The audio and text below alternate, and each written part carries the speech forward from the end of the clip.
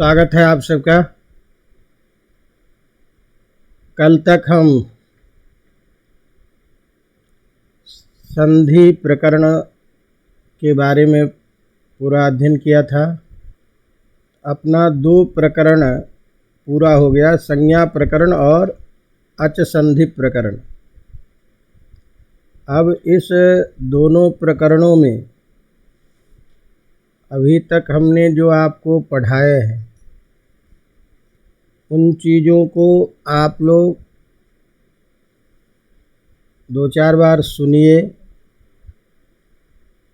उसको समझिए, देखिए कहाँ दिक्कत हो रही है और उस हिसाब से फिर स्वयं प्रश्न बनाने और उसके उत्तर लिखने का अभ्यास पहले हिंदी भाषा में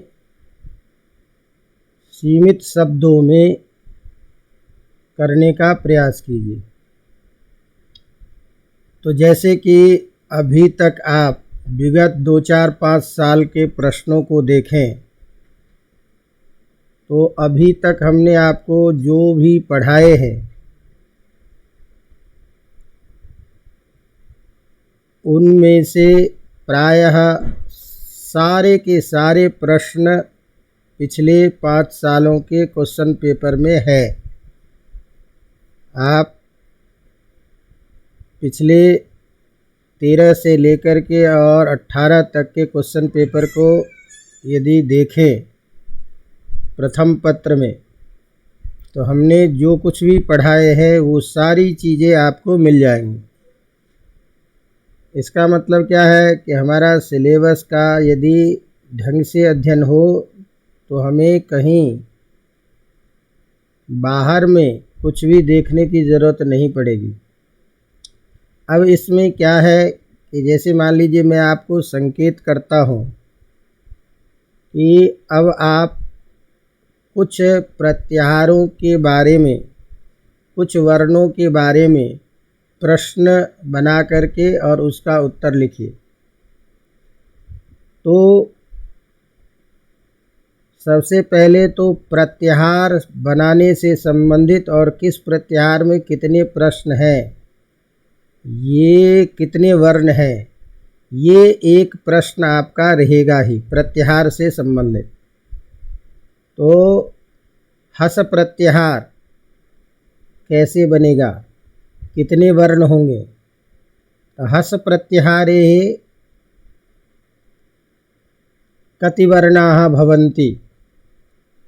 हस प्रत्याहारे के वर्णाः सन्ति। हस प्रत्याहारस्य निर्माणं कथं भवति।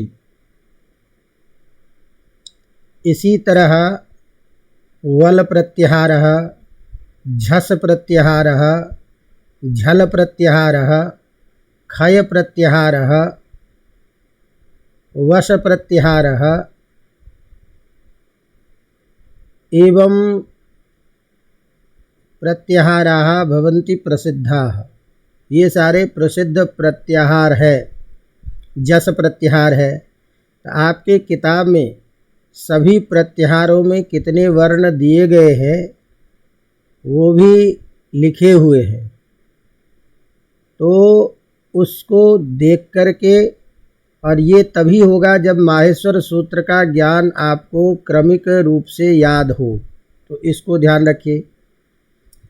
जैसे आपको मान लीजिए प्रश्न पूछ दिया वर्ण से संबंधित, ऊष्म वर्णाः के भवन्ति। ऊष्म वर्ण कौन होते हैं? ऊष्म वर्णाः कति सन्ति। ऊष्म वर्ण कितने होते हैं?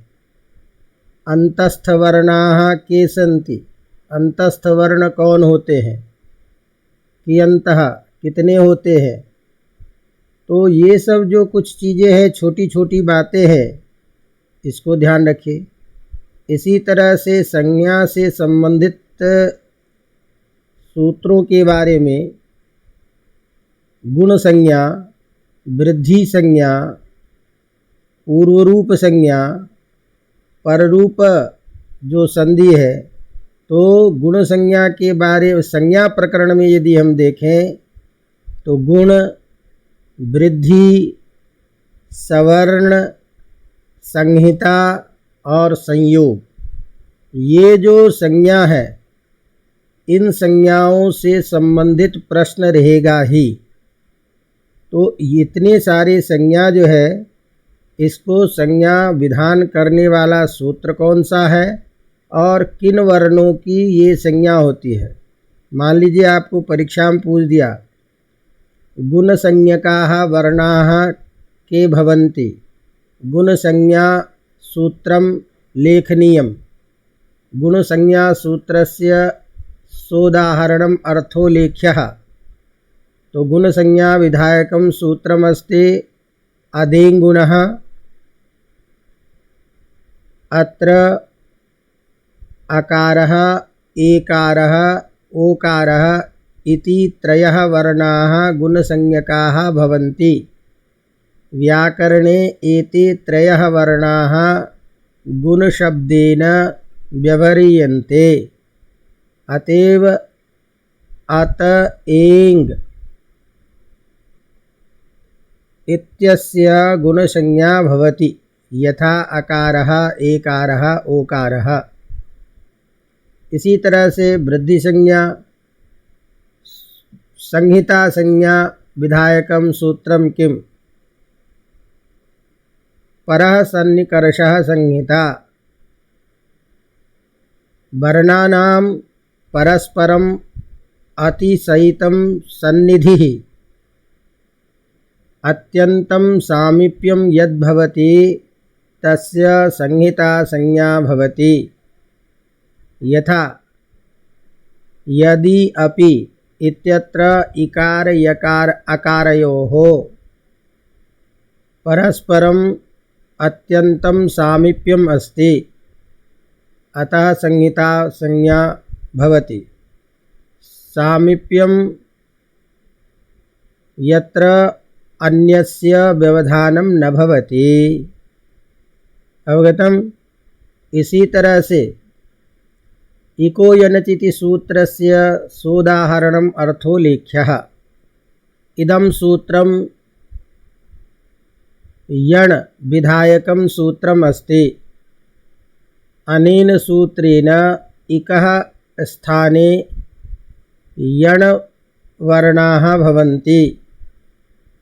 अचि परे, अच प्रत्याहारे वर्णे परे सति संहितायां। तो इस तरह से यथा सुधि उपास्यः इत्यत्र इक प्रत्याहारस्य वर्णः ईकारः, तस्मात् परे उपास्यः इत्यस्य उकारे सति इकः स्थाने इकारस्य स्थाने यणादेशे वर्ण संयोगे शुद्ध्युपास्य इति रूपम सिद्ध्यति। तो इस तरह से यण करने वाला जो सूत्र है, आयादि संधि में एचो आय बायाव जो सूत्र है। अब इसी तरह से देखिए आयादि संधि जब हम पढ़ते हैं तो दो काम आपने देखा कि जब आपके एच प्रत्याहार के स्थान में अय अब आय आप किया था और उसके बाद में आपने आगे अच परे रहने पर संधि की थी। तो एक तो नियम था कि एच के बाद में अच रहे, तो दूसरा था कि ए के बाद में ओ और औ के बाद में यकारादि प्रत्यय पर में रहेगा। तो इसी तरह से दो और उदाहरण आते हैं। जैसे गोधन इंद्र है, तो गोधन इंद्र है तो यहाँ एक विशेष सूत्र आता है इंद्रे च। वो सूत्र कहता है इंद्र शब्द बाद में रहने पर ओ के स्थान में अव आदेश होता है। तो गो का जो ओ है उसके जगह अव आदेश करने पर ये अवंग आदेश जो है होता है मूलतः, और अवंग में अब पूरा होता है। तो गब प्लस इंद्र ये बनता है, और गव में अ है, आगे इंद्र में ई है, अ ई मिलके ए बन जाता है, तो प्रयोग बनता है गवेंद्र। इसी तरह से एक अवंग आदेश करने वाला भी सूत्र है अवंग स्फोटायनस्य, वो भी गो शब्द के स्थान पर अवंग आदेश करेगा अच परे रहने पर। तो जैसे प्रयोग बनता है गवाग्रम, तो संधि विच्छेद क्या होता है गोधन अग्रम, और यहाँ ओ के जगह अवंग आदेश होगा, अवंग में न हट जाएगा, अब बचेगा, स्थिति बनेगी ग अब अग्रम, बन गया पूरा गब, आगे अग्रम, और व में अ है, आगे अग्रम में अ है, दीर्घ होकर के बन जाएगा गवाग्रम। तो इस तरह से अब मान लीजिए आपके पिछले साल की परीक्षा में पूछ दिया था गुरा वा वुक्ते, गुरा वा वुक्ते, इसका संधि विच्छेद कीजिए। तो मैंने आपको कहा था कि आपको क्या करना है कि कौन सी ध्वनि आ रही है ये देखिए, और उसमें जो स्वर लगा हुआ हो बाद में उसको लगा करके अलग शब्द कीजिए, और इस तरह के शब्दों का अभ्यास कीजिए तो आपको संधि में दिक्कत नहीं होगी। तो जैसे गुरा वा वुक्ते है, तो आब पे जोड़ आ रहा है, और आब जो है किसके जगह होता है औ के जगह, ये पता है आपको। तो आब में आगे वुक्ते लिखा है तो ऊ स्वर है, ऊ को लेकर के अलग कर देंगे तो वाक्य क्या बनेगा उक्ते। अब आब किसके जगह होता है औ के जगह, तो आब से जो पहले शब्द है र उसमें औ लगा दीजिए, स्थिति क्या बनी गुरऊ उक्ते। तो गुरऊ उक्ते ये है स्थिति, तो गुरऊ में औ को आव कर दिए तो गुराव, अब गया गुराव, आगे क्या उक्ते, तो क्या बनेगा गुरावुक्ते इत्यादि प्रयोग बनेगा। तो कहने का मतलब ये है कि हम छोटी छोटी बातों पे ध्यान दें तो कोई दिक्कत नहीं है। तो अभी तो आप लोग इस तरह से हमने जो आपको मोस्ट कह लीजिए, इम्पोर्टेंट कह लीजिए, प्रधान सूत्र कह लीजिए, ये हमने आपको बताया।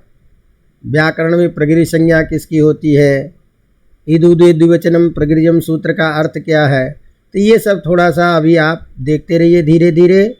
फिर इसको पहले एक बार हिंदी में आप स्वयं अर्थ लिखने का प्रयास कीजिए, संस्कृत में भी लिखने का प्रयास कीजिए, और फिर कहीं दिक्कत आती है तो उस सारी चीज़ों के बारे में अपन चर्चा करेंगे। तो ये एक प्रसंग चल रहा था, अच संधि संपन्न हो गया।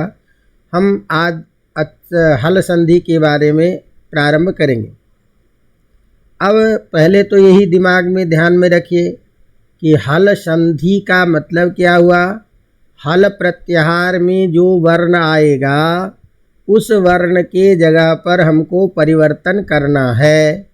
तो हल वर्ण के जगह जहाँ परिवर्तन होगा उस वर्ण का ही नाम है हल संधि। अब आपको परीक्षा में पूछ दिया कि हल प्रत्याहारः कथं भवति, हल प्रत्याहारे के वर्णाः भवन्ति। तो हल प्रत्याहार हम कहाँ बनाएंगे, अंत में जो लकार है जिस सूत्र में, माहेश्वर सूत्र में, वो हमारी अंतिम सीमा होगी, और ह जहाँ से प्रारंभ है वहाँ से हम हल प्रत्याहार बनाएंगे। तो हमारा हायवरट सूत्र में वर्ण है ह, उसको लेकर के हल सूत्र के अंतिम वर्ण जो ल है उसको ल को लेकर के प्रत्याहार बनाएंगे। तो इसमें सारे के सारे व्यंजन वर्ण आ जाएंगे। अब आप ये भी कह सकते हो कि अंतिम सूत्र हल है, तो हल सूत्र के ही हकार से लेकर के उसी सूत्र के ल को लेकर के हम हल प्रत्याहार बना लें, माहेश्वर सूत्र का जो अंतिम वर्ण है। तो कहा माहेश्वर सूत्र के अंतिम वर्ण से यदि आप प्रत्याहार बनाओगे तो प्रत्याहार में पहला वर्ण हो गया हल का ह, अंत में हो गया ल, तो इसके अतिरिक्त तो और कोई वर्ण है ही नहीं, तो आप प्रत्याहार बना के करेंगे क्या। इसीलिए हल सूत्र के ह से लेकर के ल तक हम प्रत्याहार नहीं बनाते हैं, क्योंकि उच्चारण ही दो वर्ण का कर रहे हैं, और गण और ग्रहण कितना होगा एक वर्ण। तो दो वर्ण बोल के एक वर्ण ग्रहण करेंगे, इसमें कोई लाघव नहीं है। और प्रत्याहार का मतलब होता है संक्षेप में वर्ण का बोध करना। इसीलिए हल प्रत्याहार कभी भी वर्ण बनेगा तो हैवरट के ह से लेकर के हल के ल तक का ही हम बनाते हैं। तो इसका मतलब कुल मिलाकर के इसमें सारे व्यंजन वर्ण आ गए। अब इस व्यंजन वर्ण में हमें जैसा भी परिवर्तन करना होगा वो सभी हल संधि के अंतर्गत आएंगे। अब इसमें भी वही बात पहले की तरह, जैसा आप काम करेंगे, हल वर्ण के जगह जिस प्रकार के वर्णों को आप बदलेंगे, उस बदलाव के आधार पर हल संधि में विशेष नाम हो जाएगा उस संधि का। जैसे उदाहरण के तौर पर अभी पहले आपने अच संधि में पढ़ा था, पहले दिमाग में सेट कर लिया था कि अच संधि के अंतर्गत यण, गुण, वृद्धि, दीर्घ, है ना, उसके बाद में अयादि, पूर्व रूप, पर रूप और प्रकृति भाव, ये मोटे मोटे संधि के स्वरूप है और इसके नियम हैं। इसी तरह से हल संधि के बारे में मैं थोड़ा सा आपको पहले बता दूं ताकि दिमाग में आपको सेट रहे कि इससे इस तरीके से जो परिवर्तन होने वाला है उसके बारे में हमको क्या नियम है, क्या उदाहरण है, ये ध्यान रखना है। तो जैसे मान लीजिए कि हम संस्कृत में किसी भी वर्ण के जगह पर यदि शंकर वाला स जो है इसको हम यदि परिवर्तन करके लाएंगे और मान लीजिए चू मने चकार, पूरा चवर्ग वर्ण, इसको लाएंगे कहीं से, तो शकार और चवर्ग होने के कारण, सकार और चवर्ग होने के कारण इसको हम एक साथ बोलेंगे इश्चु। अवगतम? जैसे मान लीजिए कि हमने कहीं परिवर्तन करना है हमको तो एक तो स्थिति परिवर्तन करेंगे और एक चू मने चवर्ग। तो ये जो चू जो है चवर्ग का वर्ण है, अब इसको हम एक साथ बताने के लिए संस्कृत में बोल देते हैं इश्चु। तो इश्चु का मतलब हुआ कि हमको शकार और चवर्ग परिवर्तन करना है। तो चूँकि इस परिवर्तन को एक साथ इश्चु के नाम से हमने कहा है, इसीलिए समझने के लिए हम संधि के आधार पर इसको कहेंगे कि ये है इश्चुत्व संधि। इसका नाम है इश्चुत्व संधि। अवगतम? तो अब हमको ये ध्यान रखना है कि इश्चुत्व संधि किसी विशेष का नाम है। किस विशेष का नाम है? तो जहाँ पर में हम शकार और चवर्ग का परिवर्तन करेंगे, श और चवर्ग, ये हमको परिवर्तन करना है। अवगतम? तो अब ये जो शकार और चवर्ग का परिवर्तन होगा ये किसी व्यंजन वर्ण की जगह होगा। तो व्यंजन वर्ण की जगह होगा तो जैसा काम करेंगे वैसा नाम दे देंगे। तो शकार और चवर्ग चूँकि एक साथ रख करके विधान किया गया है, इसीलिए इसको हम हल संधि में इश्चुत्व संधि के नाम से बोलते हैं। जैसे दो वर्ण उच्चारण करते हैं उसी से पता चल जाता है इश्चुत्व माने शकार और चवर्ग होना। तो हमको ध्यान रखना है कि इश्चुत्व संधि करने वाला सूत्र कौन सा है और उसका अर्थ क्या है। दूसरी बात, इसके उदाहरण को ध्यान में रख करके कि क्या परिवर्तन बनेगा और परिवर्तन को ढंग से समझना है। तो चलिए हम प्रारंभ करेंगे इसी तरह से। तो एक तो हुआ इसी तरह से इश्चुत्व करेंगे कहीं तो क्या हो जाएगा नाम इश्चुत्व संधि। इसी तरह कहीं हम षटकोण वाला श और टू माने टवर्ग, शकार और टवर्ग का यदि हम परिवर्तन करेंगे तो शकार और टवर्ग इसको परिवर्तन करने के कारण इस संधि का हम विशेष नाम दे देंगे इष्टुत्व संधि। अवगतम? जैसा काम वैसा नाम। कहीं पर में यदि मान लीजिए हम जस प्रत्याहार का वर्ण परिवर्तन करेंगे तो जस प्रत्याहार होने पर उसका नाम दे देंगे हम जस्त्व संधि। अवगतम। तो इस तरह से हम इश्चुत्व, इष्टुत्व, जस्त्व, अवगतम, इसी तरह से हम कहीं करेंगे पूर्व सवर्ण, कहीं करेंगे पर सवर्ण, अवगतम, कहीं करेंगे अनुनासिक, अवगतम। इस तरह से कहीं हम कुछ वर्ण का आगम करेंगे, तो जैसा आगम करेंगे, त का आगम करेंगे तो बोल देंगे तुकागम वाला, ध का आगम करेंगे तो धुडागम वाला प्रयोग। तो ये सब 7-8 जो मूल जो हल संधि के नियम हैं जो व्यंजन वर्ण में परिवर्तन करता है, उसको हमें ध्यान में रख करके करना है, जो अपन क्रमिक पढ़ेंगे। तो अभी हम प्रारंभ करते हैं प्रथम संधि से, इश्चुत्व संधि से। तो ध्यान रखिए, इश्चुत्व का मतलब ही आप किताब पलट के देखिए, बिल्कुल साफ आप लोगों के लिए ही स्पष्ट लिखा गया है कि जहाँ व्यंजन वर्ण के मिलने पर शकार और चू मने चवर्ग का वर्ण परिवर्तन हो करके आएगा, उस संधि को हम इश्चुत्व संधि कहेंगे। अवगतम। अब जैसे मान लीजिए, इसको बताने वाला सूत्र है स्तोह, इश्चुना और इश्चु। क्या है? स्तोह, इश्चुना और इश्चु, ये सूत्र है। अब ध्यान दीजिए कि इस सूत्र में इश्चुः में प्रथमा विभक्ति है, इश्चुः में प्रथमा विभक्ति है, और हमने आपको कहा है कि प्रथमा विभक्ति जहाँ होती है वो कार्य होता है। अवगतम। और इश्चु में 2 वर्ण है, एक शंकर वाला श और चू मने चवर्ग। तो ये 2 वर्ण इसमें दिए हैं, तो चू का मतलब तो पूरा चवर्ग होगा।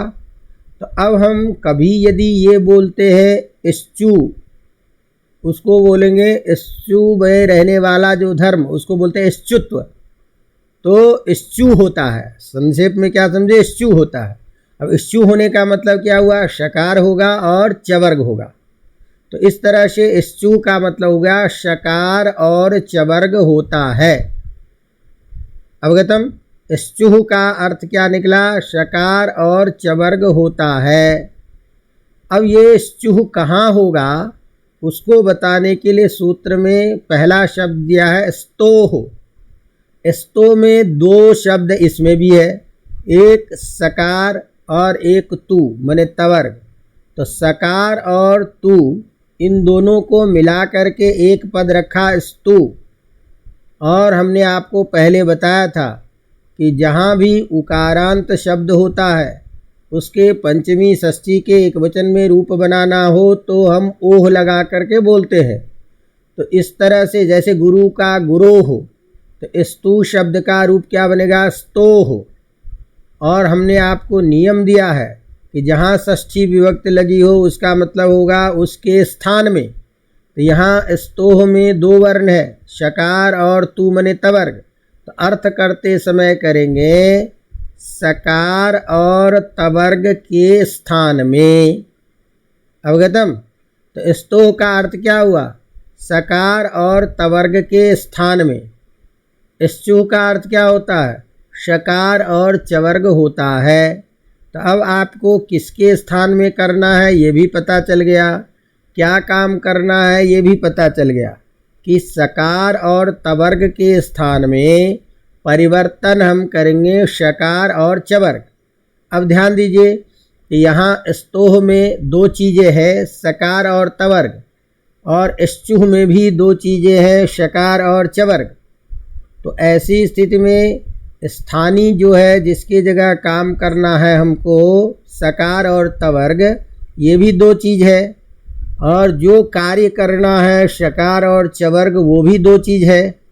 तो हम दोनों का क्रमिक अन्वय करेंगे, मने स के जगह श और तवर्ग के जगह चवर्ग परिवर्तन होगा। तो इसको हम यदि अलग अलग बोले तो ये कहेंगे सकार के स्थान पर शकार और तवर्ग के स्थान पर चवर्ग होता है। अवगतम। कब होगा? सकार के स्थान पर श, तवर्ग के स्थान पर चवर्ग, ये कब होगा? तो उसके लिए बीच में एक शब्द दे दिया चुना। अब इस चुना में वही दो वर्ण है, शकार और चवर्ग। अवगतम। और इस चुना में चु शब्द जो है उसके तृतीया के एक वचन में ना लग करके प्रयोग होता है। कोई भी उकारांत शब्द हो, ह्रस्व उकारांत, तो तृतीया के एक वचन में ना लग करके प्रयोग होता है। और र श की ध्वनि होती है तो न ण में बदल जाता है, या यदि नहीं है तो केवल न रहेगा ना। तो जैसे गुरु है तो गुरुना, और भानु है तो भानुना, है ना। इसी तरह से मधु है तो मधुना इत्यादि, ये सब भी रूप बनते हैं। तो इस तरह से स्चु रहेगा तो स्चु के तृतीया के एक वचन क्या बनेगा प्रयोग? स्चुना। स्चुना का अर्थ यहाँ वस्तुतः है साथ। साथ को ही दूसरी भाषा में बोलते हैं योग। योग माने संबंध, है ना। तो ये जो चुना है इसका अर्थ ये हुआ शकार और चवर्ग के योग में, माने शकार और चवर्ग के साथ होने पर। अवगतम। मतलब क्या होगा? ध्यान दीजिए कि शकार और चवर्ग इन दोनों वर्णों में से कोई वर्ण यदि साथ में हो, पास में हो, अवगतम, इसके साथ में यदि जुड़ा हुआ हो, अवगतम, तो यदि सकार है तो उसके जगह शकार का परिवर्तन होगा, और यदि तवर्ग है तो चवर्ग का परिवर्तन होगा। मतलब क्या हुआ? इसको और साफ समझिए कि दंत सकार के आगे पीछे कहीं भी यदि श हो तालव्य या चवर्ग का वर्ण हो, इन दोनों में से कोई भी साथ में हो तो स श में बदलेगा। इसी तरह से यदि मान लीजिए तो इस तवर्ग के वर्ण के साथ में आगे पीछे कोई भी या तो श हो या चवर्ग हो तो वो तवर्ग किस में बदलेगा? चवर्ग में। उदाहरण के तौर पर हमने साथ जब बोला तो स के साथ में या तो ये होना चाहिए या मान लीजिए यहाँ चवर्ग होना चाहिए। अब ये चीज़ें इधर भी हो सकते हैं, इधर भी हो सकता है कहीं, अवगतम। तो इन दोनों में से कोई भी चीज़ आगे पीछे होगी, इसी का मतलब हुआ साथ होना, संबंध। तो ये श किस में बदलेगा? श में, अवगतम। इसी तरह से मान लीजिए कि यहाँ कोई तवर्ग का वर्ण है, तवर्ग के बाद में या तो श हो या चवर्ग हो या इधर ही हो, तो क्योंकि साथ हम बोल रहे हैं तो साथ पहले भी हो सकता है बाद में भी हो सकता है, तो साथ ये चवर्ग हो तो तवर्ग का परिवर्तन क्या होगा? चवर्ग, अवगतम। तो इस तरह से इस चुना का मतलब हुआ शकार चवर्ग के साथ होने पर, या इसी को हम दूसरी भाषा में बोलेंगे शकार चवर्ग के योग में, अवगतम। अब ये जब समझ में आ गया तो सूत्र का एक वाक्य में अर्थ अब अपन करें तो अर्थ क्या निकलेगा? सकार और तवर्ग के स्थान में क्रमशः शकार और चवर्ग होता है, शकार चवर्ग के योग में, शकार चवर्ग के साथ में रहने पर, अवगतम। अर्थात शकार और चवर्ग का यदि साथ हो, योग हो, तो स के स्थान पर श और तवर्ग के स्थान पर चवर्ग वर्ण होता है, अवगतम। अब इसको उदाहरण से समझिए कि जैसे मान लीजिए हमने कहा, ध्यान दीजिए कि रामस प्लस शेते, रामस में दंत शकार है, आगे शेते में श है, तो रामस, यहाँ क्या है? दंत शकार, और आगे क्या है? श, तो श का योग हो गया शेते का श, तो जब श का संबंध हो गया, योग हो गया, साथ हो गया, तो दंत जो शकार है उस स के स्थान में परिवर्तन क्या होगा? श। तो रामश आगे सेते जाके मिल गया प्रयोग, क्या बनेगा? रामश्येते। अवगतम। इसी तरह से ये तो यहाँ शकार का योग था। अब मान लीजिए हमने कहा रामस आगे चिनोती, क्या कहा? रामस आगे चिनोती। तो यहाँ भी दंत शकार है, चवर्ग का योग हो गया। तो चवर्ग के योग होने से जो स है उस स के स्थान में परिवर्तन क्या हो जाएगा? श। तो श होगा तो स्थिति क्या बनेगी? रामश चिनोती। अवगतम। अब ये चीज़ कोई ज़रूरी नहीं है कि इसी दोनों उदाहरण में मिले। कहीं भी हम यदि देखते हैं तो यहाँ यदि इस तरह की स्थिति बनेगी तो हमको ये प्रयोग करना। जैसे उदाहरण के तौर पर हमने कहा मनस धन शांति, मनस धन शांति। अब जरा दिमाग लगाइए कि मनस में क्या है? दंत सकार। आगे क्या है? शांति में श। तो शांति का श तालव्य के योग होने के कारण मनस के स को हम श में बदल देंगे तो स्थिति क्या बनेगी? मनस शांति। अवगतम। जैसे मान लीजिए हमने कहा मनस आगे चंचल, तो मनस आगे चंचल है तो चंचल में क्या है? च। तो च होने के कारण अब स के स्थान में परिवर्तन क्या हो जाएगा? श। तो क्या हो जाएगा? मनस चंचल। अवगतम। हम जैसे मान लीजिए हमने कहा मनस धन छिन्न, तो मनस धन छिन्न में भी मनस में स है, आगे चवर्ग में छ वर्ण आ गया, तो छ हो जाने के कारण क्या हो गया? चवर्ग का वर्ण होने से दंत शकार के स्थान में हम तालव्य शकार कर देंगे तो क्या बनेगा? मनश्छिन्नः। अवगतम। इसी तरह से ये तो आपने स के स्थान में जो श परिवर्तन कर रहे हैं उसको देखा। इसी तरह से यदि तवर्ग के साथ में भी श या चवर्ग का योग होगा तो तवर्ग का परिवर्तन क्या हो जाएगा? चवर्ग में। ध्यान में रखिएगा कि तवर्ग का जो भी वर्ण होगा उसके स्थान पर चवर्ग का वही वर्ण होगा। मतलब तवर्ग का यदि पहला वर्ण है तो चवर्ग का पहला वर्ण होगा। अवगतम। जैसे मान लीजिए हमने कहा सत धन चित, तो सत धन चित जब ये प्रयोग करेंगे तो यहाँ चित में च वर्ण का योग हो गया, सत में क्या? त वर्ण है, तो सत में जो त है उस त को हम अब स्तोष्णासु लगेगा कि नहीं? क्योंकि स्तोष्णासु क्या कहता है? सकार या तवर्ग के स्थान में शकार चवर्ग करता है। कब? शकार और चवर्ग के योग होने में। तो सकार और चवर्ग का जब योग है तो यहाँ चित में च का योग हो गया, तो दंत स जो है उसके जगह पर में सत में जो त है उसके जगह परिवर्तन चवर्ग का पहला वर्ण हो जाएगा। स्थिति क्या बनेगी? सच्चित। अवगतम। अब मान लीजिए मैंने आपको परीक्षा में कहा कि इस संधि करिए सद प्लस जन, सद प्लस जन। तो यहाँ देखिए कि जन में वर्ण कौन है? ज, वो चवर्ग का वर्ण है, और यहाँ तवर्ग का वर्ण कौन है? द।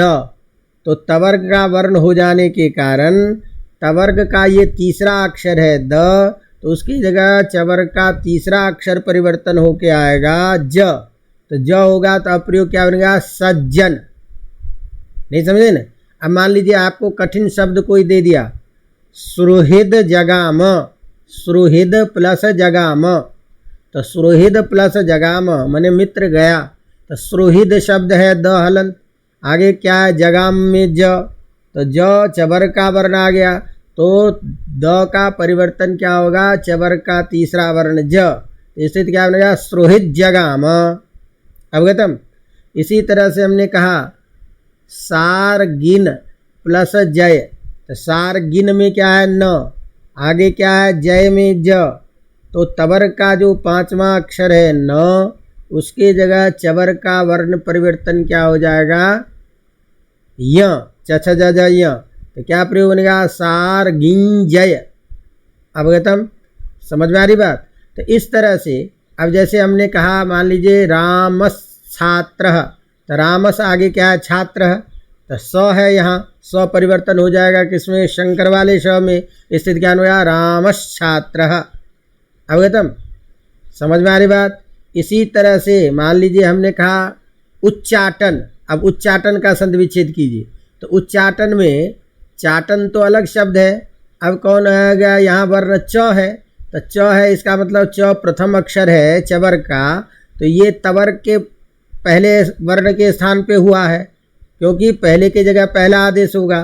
तो इसको हम संधि विच्छेद करेंगे तो क्या बोलेंगे, उत प्लस चाटन। तो उत प्लस चाटन है, तभी तो जो है वो किस में बन जाएगा, उच्चाटन में। मान लीजिए हमने आपको कहा प्रतिपत चंद्र, प्रतिपत चंद्र, तो प्रतिपत में आगे सीधे सीधे दिमाग में आ जानी चाहिए, यहाँ त वर्ण है और त के बाद में चवर का वर्ण आ गया, तो त अक्षर की जगह पर में चवर का पहला वर्ण हो जाएगा च। इसके बाद में प्रतिपत चंद्र। हमने कहा अब आपको उच्चारण शब्द का संधि विच्छेद कीजिए, तो उच्चारण शब्द का संधि विच्छेद करिए। तो इसका मतलब क्या हुआ, हम यदि संधि विच्छेद उद प्लस चारण करते हैं, उदाहरण के तौर पर, तो उद प्लस चारण करते हैं तो चवर का वर्ण योग है। अब चवर का वर्ण जब योग है तो द जो है उसकी जगह पर तीसरा वर्ण होना चाहिए। तो तीसरा वर्ण होगा तो क्या बनेगा, उज्चारण। जबकि हम बोलते क्या, उच्चारण। तो उच्चारण में क्या है, च आ रहा है, इसका मतलब च किसके जगह पे होगा, त की जगह पे। तो संधि विच्छेद हम क्या करेंगे, उत प्लस चारण बराबर उच्चारण। अवगतम। अब मान लीजिए हमने प्रयोग किया भगवत शक्ति, तो भगवत आगे क्या है, शक्ति है ना। अब यहाँ भी देखिए श जो है क्या है, स जो है शक्ति में श जो है सकार का योग हो गया। सकार का योग हो जाने से त के स्थान में पहला वर्ण कौन हो जाएगा, च। तो इससे क्या हो जाएगा, भागवत, भगवच आगे शक्ति। और बाकी हम एक नियम आगे पढ़ाएंगे कि श को छ में बदल देते हैं, क्या बन गया प्रयोग, भगवत शक्ति ही। तो इस तरह से हम यदि ये तय कर लें कि भैया सकार इसके साथ में यदि शकार चवर का कहीं भी संबंध है आसपास में बिल्कुल संहिता में, तो स श में बदलेगा। यदि तवर का वर्ण है तो तवर किस में बदलेगा, चवर्ग में बदलेगा। अवगतम, समझ में आ गई बात, कर लेंगे, दिक्कत नास्ती अस्ति। तो इसलिए इस तरह से हम और भी कई उदाहरण देख सकते हैं। तो केवल अब आपको क्या है कि परीक्षा में मान लीजिए पूछ दिया कि उज्ज्वल, उज्ज्वल का संधि विच्छेद कीजिए, तो उज्ज्वल का संधि विच्छेद करेंगे तो डबल ज दिखाई दे रहा है, तो डबल ज दिखाई दे रहा है तो एक ज को लेकर के अलग शब्द बना दीजिए, तो ज्वल हो गया।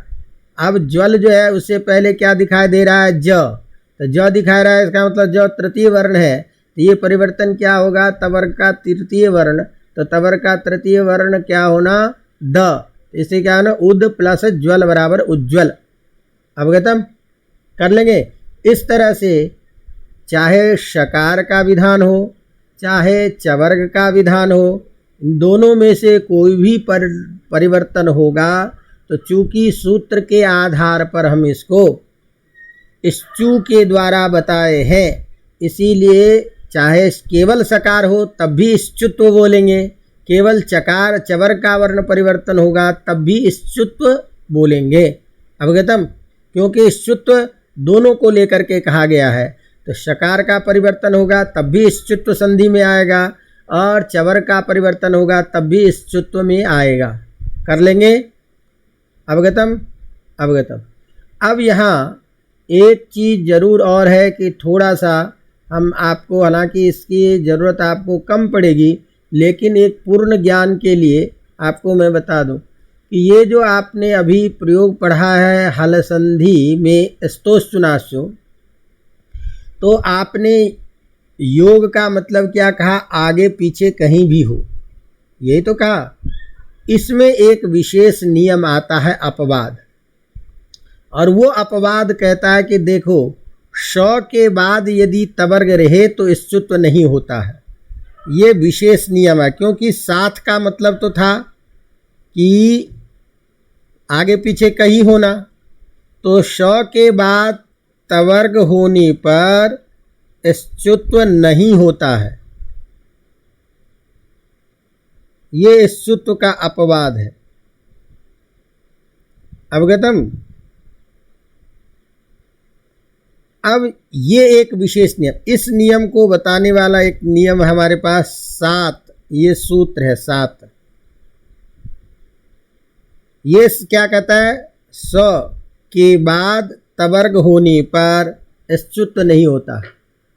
ये एक विशेष, जैसे हमने आपको उदाहरण दिया कि मान लीजिए हमने आपको कहा कि प्रयोग है विष्णः प्रश्नः, प्रश्न हम अधिकतर प्रयोग करते हैं, तो इसीलिए विष्णः प्रश्नः। तो यहाँ आप थोड़ा सा सूत्र का अर्थ घटा के देखिए, विष धन नः और प्रश धन नः। तो यहाँ आपने जो स्तोषुनासु सूत्र पढ़ा था, स्तोषुनासु का मतलब क्या था? सकार का योग हो या तवर्ग का योग हो। शकार और तवर्ग के योग होने पर तवर्ग के स्थान पर चवर्ग, यही पढ़ा था। तो यहाँ शकार का योग है स, आगे तवर्ग का वर्ण कौन है? न। तो योग तो है ही, तो शकार के साथ तवर्ग होने के कारण स्तोषुनासु सूत्र से इसका परिवर्तन होना चाहिए य परिवर्तन होना चाहिए। अब य जब परिवर्तन होना चाहिए तो प्रयोग क्या बनना चाहिए था? विष्यः, ये प्रयोग बनना चाहिए। इसी तरह से इसका प्रयोग क्या बनना चाहिए? प्रस्यः। बात समझ में आ रही है कि नहीं आ रही? भाई हमने कहा कि तवर्ग का शकार का यदि योग रहेगा, शकार का यदि योग रहेगा, शायद मुझे लगता है इसमें नहीं है, तो शकार का जब योग है तो ऐसी स्थिति में शकार का यदि योग है तो यहाँ योग तो है श, आगे क्या है? तवर्ग का वर्ण न। अवगतम। तो इस तरह से स्थिति क्या बनी? न जो है इसको अब होना चाहिए क्या था? प्रयोग। भाई तवर्ग का वर्ण है यहाँ, तो तवर्ग के स्थान में चवर्ग परिवर्तन होगा, तो तवर्ग के जगह चवर्ग परिवर्तन होगा तो विष्यः प्रयोग बनेगा नहीं ये। अवगतम। इसी तरह से प्रश के बाद में न है, हमने क्या कहा? योग होने पर, भाई वो तो होता ही है। तो अब यहाँ ध्यान दीजिए, भाई योग का मतलब होता है पास, पास आगे भी हो सकता है पीछे भी हो सकता है। हमने क्या कहा? या तो शकार का योग हो या चवर्ग का योग हो, तो तवर्ग के जगह परिवर्तन क्या होगा? चवर्ग। और दंत स रहेगा तो उसका परिवर्तन क्या होगा? तालब श, शकार वाला। ध्यान रखो, योग होने पर, तो यहाँ देखो श कौन है? ये शंकर वाला श, इसके साथ में योग किसका है? भाई यहाँ है, ये इसका योग है कि नहीं? योग मैंने साथ, तो शकार के साथ में यदि तवर्ग रहेगा तो तवर्ग का परिवर्तन क्या होना चाहिए? चवर्ग। यही तो हम नियम पढ़े हैं भाई। जैसे रामस धन सेते था, तो रामस में दंत सकार है, आगे श का योग है, तो दंत सकार के जगह परिवर्तन क्या कर लिया था? तालव्य शकार। तो योग का मतलब तो थोड़ी होता है कि बाद में ही होना चाहिए, योग का मतलब तो क्या होता है? पहले भी हो। तो यहाँ स है, इसका साथ हो गया, ये कोई ज़रूरी नहीं है कि यही हो। हम जो रामस जो देखते हैं कि रामस जो है, इसके बाद में हमने सेते पढ़ा, तो ये कोई ये यहाँ था, इसके जगह पे आपने श कर लिया, लेकिन इसका योग है ना श का, तभी तो इस स के जगह पे हमने श किया। तो योग तो कभी भी किसी के साथ हो सकता है, तवर के साथ भी होगा, चवर के साथ भी होगा, यही हमने आपको बताया था कि योग जो होगा स का दंत सकार के साथ, चाहे शकार का योग हो, तालव्य शकार का, या चवर्ग का, दोनों में से किसी का योग हो, तो किसी का योग हो तो उसके जगह पर दंत सकार के जगह पर तालव्य शकार परिवर्तन होगा। अवगतम न बा? भाई बात क्या है कि पहले स्तोषुनासु सूत्र का ध्यान दो कि हमने क्या लिख करके दिया? स के आगे पीछे कहीं भी शंकर वाला स हो तो स के जगह परिवर्तन क्या होगा? श। इसी तरह यदि तवर्ग के आगे पीछे कहीं शकार शंकर वाला स का योग हो या चवर्ग का योग हो तो तवर्ग के जगह परिवर्तन क्या होगा, चवर्ग। तो विष्णु में यहाँ शकार का योग है कि नहीं है, ये पलट पहले है, ये अलग बात है। संबंध तो दोनों तरफ होगा, संबंध तो दोनों तरफ होगा। और जब हमने क्या कहा कि साथ होने पर, तो साथ कब होगा, साथ का मतलब थोड़ी है कि हमारे दाएं तरफ जो बैठा वही मेरा साथ है, बाएं तरफ भी जो बैठेगा वो साथ है। पास में तो दोनों हुआ, पहले वाला भी पास होगा, बाद वाला भी पास होगा। और आपने नियम क्या कहा था, साथ होने पर, योग होने पर, योग आगे पीछे कुछ भी होगा। तो अब जब ये नियम है तो यहाँ विष्णु में श है, इसका साथ हो गया, तो ये जो तवर का वर्ण है न, इस तवर के जगह पर परिवर्तन होगा। क्या होगा परिवर्तन, चवर का वर्ण, चवर का परिवर्तन होगा, प्रयोग क्या बनेगा, य। तो प्रयोग क्या बनना चाहिए, विष्यः। इसी तरह प्रस धन न है, तो न है तो यहाँ भी शकार का योग हो गया, यहाँ तवर का योग हो गया, तवर्ग वर्ण है, इस तवर के जगह परिवर्तन क्या होगा, चवर्ग होना चाहिए। तो प्रयोग क्या बनता है, प्रश्यः। ये बनना चाहिए था, लेकिन अपवाद नियम आकर के क्या कह दिया कि नहीं, शात, कि शकार के बाद यदि तवर्ग हो तो इसको स्तुत्व नहीं होता। शकार के बाद यदि तवर्ग हो तो स्तुत्व नहीं होता, यही तो हमने लिखाया, श के बाद तवर्ग को स्तुत्व नहीं होता, तवर्ग को स्तुत्व नहीं होता। अब जब नहीं हुआ तो इसका मतलब क्या हुआ कि यहाँ प्रश जो है इसके बाद में श के बाद में यहाँ तवर्ग है न, तो कोई परिवर्तन नहीं हुआ। परिवर्तन नहीं हुआ तो जाकर के सीधा के सीधा प्रयोग क्या बन गया, प्रश धन न बराबर प्रश्नः, ये बन गया। इसी तरह से विष धन न, तो क्या बनेगा प्रयोग, विष्णः। अवगतम, समझ में आ रही बात कि नहीं। तो ये इसलिए पूछा कि भाई हमको जब स्तोश्चुनाचु सूत्र कहता है कि तवर्ग के साथ में चाहे शकार हो या चवर्ग हो, दोनों में से कोई भी हो, तो तवर्ग चवर्ग में बदलेगा। तो प्रश्न में शकार का साथ है कि नहीं है न को, तो शकार का साथ है जब, तो न को य में परिवर्तन होना चाहिए, तो वो नहीं होता। क्यों नहीं होता, क्योंकि विशेष नियम आ गया कि श के बाद यदि तवर्ग होगा तो स्तुत्व नहीं होगा।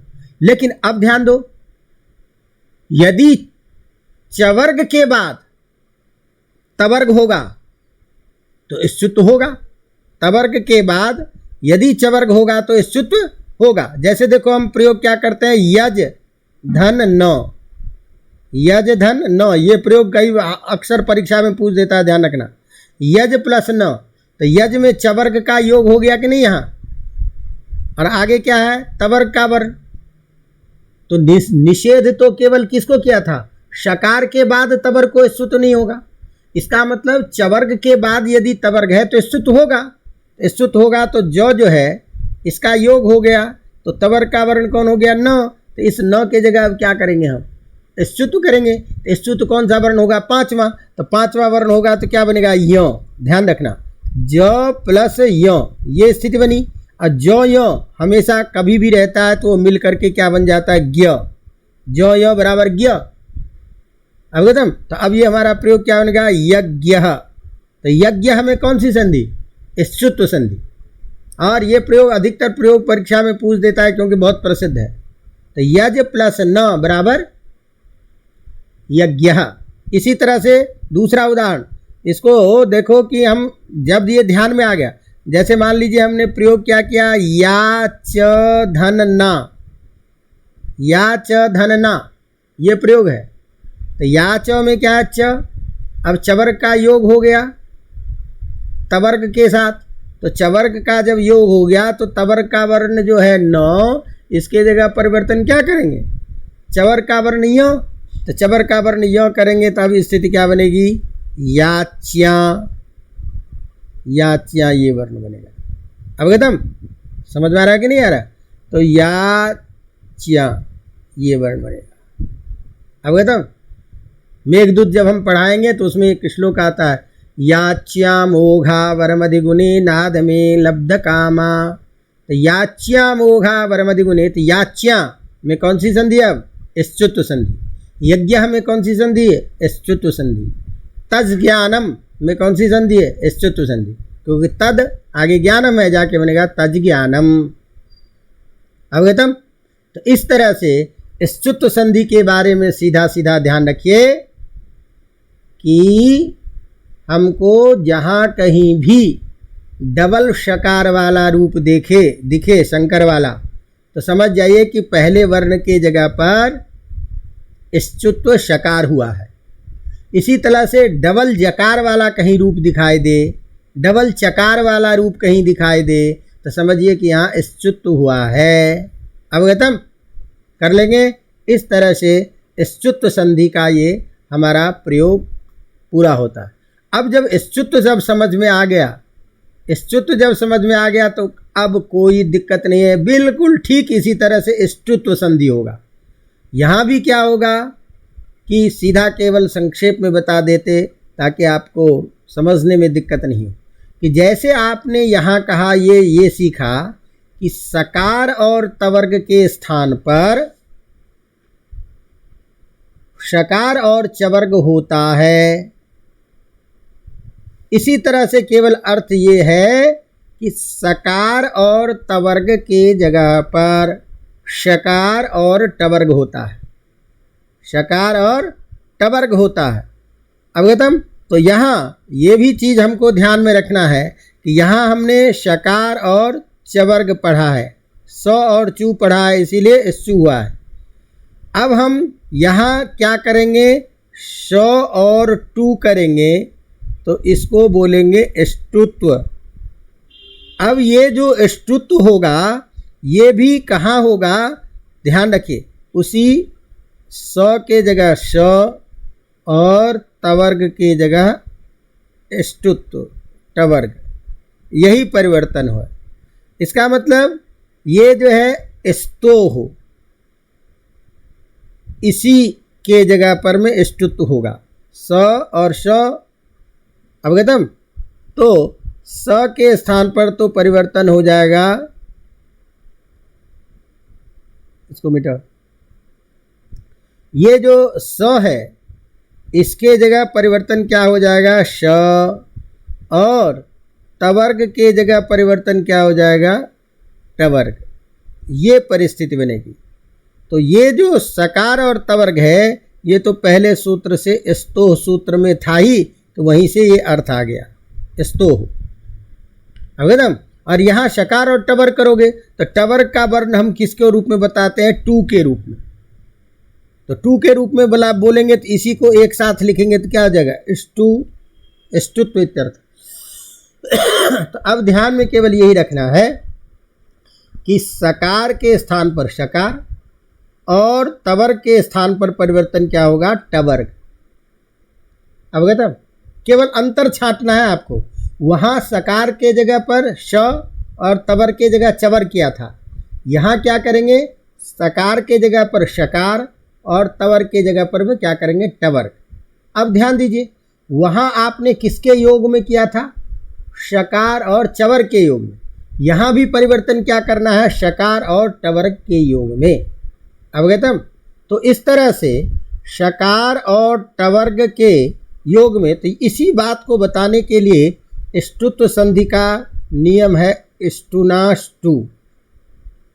क्या सूत्र है? एष्टुनाष्टु। ये सूत्र करेगा आपको एष्टुत्व संधि। तो जैसा काम वैसा नाम। अवगतम? एष्टुत्व संधि अब देखो केवल चेंज किया है, एष्टु माने प्रथमा में है एष्टु।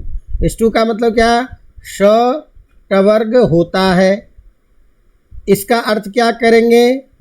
शकार टवर्ग के योग में, और इसमें पूर्व सूत्र से एस्तो आ जाता है। तो इस तरह से अब इस सूत्र का क्या अर्थ निकला? सकार तवर्ग के स्थान में शकार और टवर्ग होता है, शकार टवर्ग के योग में। वही स्थिति यहाँ बनेगी। इसका मतलब क्या हुआ कि इस स के बाद में चाहे शकार और टवर्ग हो, या मान लीजिए इसके पहले ही हो, दोनों में से कुछ भी हो सकता है, तो स किस में बदलेगा? श में। इसी तरह से तवर्ग के बाद में चाहे श हो या टवर्ग हो या इधर हो श या टवर्ग, तो इसके जगह तवर्ग की जगह क्या हो जाएगा? टवर्ग। अवगतम? इसी बात को लिखते हैं कि सकार और तवर्ग के स्थान में क्रम से शकार और टवर्ग होता है। ये सीधा सीधा अर्थ हो गया। जैसे पहले सूत्र का अर्थ वही उसी तरह से अर्थ इसका भी होगा। केवल अंतर क्या होगा कि यहाँ वर्ण बदलेगा, जो काम करना है वो बदलेगा। तो यहाँ शकार और टवर्ग करना है और साथ में भी क्या चाहिए? शकार और टवर्ग। तो कभी भी दंत शकार के साथ में मूर्धन्य शकार हो या टवर्ग हो तो दंत शकार मूर्धन्य में बदलेगा। तवर्ग के आगे पीछे कोई भी शकार या टवर्ग होगा तो तवर्ग भी किस में बदलेगा? टवर्ग में। अब उदाहरण के तौर पर मान लीजिए हमने आपको प्रयोग दिया, जो किताब का प्रसिद्ध प्रयोग है, राम स धन षष्ठः। अब यहाँ देखिए रामषष्ठः में यहाँ स का योग हो गया और ये दंत स है, तो श के होने के योग होने के कारण इस स के जगह परिवर्तन क्या हो जाएगा? स। स्थिति क्या बनेगी? रामषष्ठः। अब मान लीजिए अवगतम, तो अब हमने उदाहरण के तौर पर आपको प्रयोग दिया कि बताओ, हमने कहा दूस अर्धन ट। अब जरा दिमाग लगा के सोचो यहाँ क्या बनेगा? भाई टकार का योग हो गया, दंत सकार है, दंत सकार है तो इसकी जगह मूर्धन्य होगा, तो मूर्धन्य हो गया तो क्या बनेगा प्रयोग? दुष्टः। ये तो बनेगा है। अब इसी तरह से जैसे मान लीजिए हमने आपको उदाहरण दिया कि आ क्री श आगे तह, ये है, तो श का योग हो गया, तवर का वर्ण है, तो तवर को क्या परिवर्तन? टवर्ग में। स्थिति क्या बनेगी? आकृष्टः। आकृष्टः ये बन जाएगा। समझ में आ रही बात की नहीं? उदाहरण के तौर पर मान लीजिए हमने कहा पेश धन ता, तो श का योग हो गया, त के स्थान में टा, क्या बनेगा? पेष्टा। अवगतम? फिर मैंने कहा कि उदाहरण के तौर पर देखो स्थिति क्या है? तत् धन टीका, तो तत् में कौन है? त, इसके साथ टवर का योग वर्ण हो गया ट, तो त किस में बदलेगा? ट में। प्रयोग क्या बनेगा? तटीका। तो सब जगह देख रहे हैं कि तवर्ग के साथ में यदि शकार और टवर्ग होगा तो त टवर्ग में बदलेगा। इसी तरह से दंत सकार के आगे पीछे कहीं भी आपका शकार या टवर्ग होगा तो उसका परिवर्तन किस में होगा? टवर्ग में। अवगतम? तो इस तरह से हमको ये ध्यान में रखना है कि ष्टुत्व संधि और स्तुत्व संधि लगभग एक जैसी ही है। दोनों में स्थानीय जो है सकार और तवर्ग ही है। अवगतम? एक जगह सकार तवर्ग के स्थान पर शकार और चवर्ग का परिवर्तन करते हैं, सकार चवर्ग के साथ में होने पर उसको हम स्तुत्व संधि बोलेंगे, और उसी सकार और तवर्ग के स्थान पर जब हम शकार और टवर्ग करेंगे, अवगतम, शकार टवर्ग के योग होने पर, तो उसको ष्टु के द्वारा हम बोल रहे हैं, इसीलिए उस संधि का नाम हो जाएगा ष्टुत्व संधि। अवगतम? तो इस तरह से कोई भी प्रयोग आता है उसको देख करके, षड आगे नगरिया है, क्या बनेगा? षड में ड है, आगे ण है, तो बन जाता है षड नगरिया, स्थिति बनती है। शेष चर्चा करेंगे। तो इसको इसी क्रम से हमको थोड़ा सा ध्यान में रखते हुए देखना है, तो कोई कठिन नहीं है। अब इस समय क्या है कि जो प्रचलित प्रयोग है वो कई बार परीक्षा में पूछ देता है, तज्ज्ञानम, उज्ज्वलः, सज्जनः, उच्चाटनः, है ना, कश्चित, ऐसे शब्द हैं, तो इसको ध्यान में रख करके संधि विच्छेद का अभ्यास करना चाहिए। बाकी चर्चा करेंगे धीरे से। अवगत बंद।